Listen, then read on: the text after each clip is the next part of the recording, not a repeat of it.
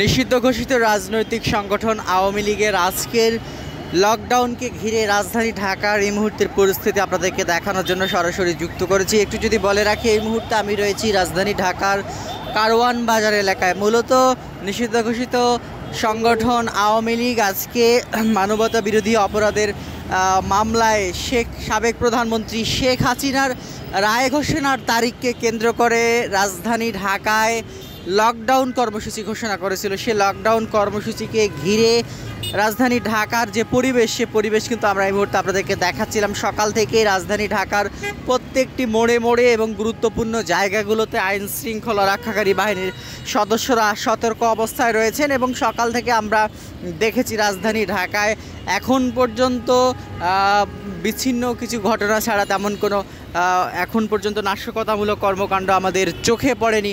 আইন শৃঙ্খলা রক্ষাকারী বাহিনীর সদস্যরা যেটি আমাদেরকে জানিয়েছেন যে জনগণের জানমালের নিরাপত্তার সর্বোচ্চ নিশ্চয়তা দিচ্ছেন ঢাকা মেট্রোপলিটন পুলিশ এবং আইন শৃঙ্খলা রক্ষাকারী বাহিনীর সদস্যরা আমাদেরকে যেটি জানিয়েছেন যে জনগণের জানমালের নিরাপত্তার দিকটি সবথেকে বেশি গুরুত্ব দিচ্ছেন তারা, এবং তারা যেটি বলছেন যে স্বাভাবিকভাবেই নিত্যদিনের সব কার্যক্রম কিন্তু চলছে।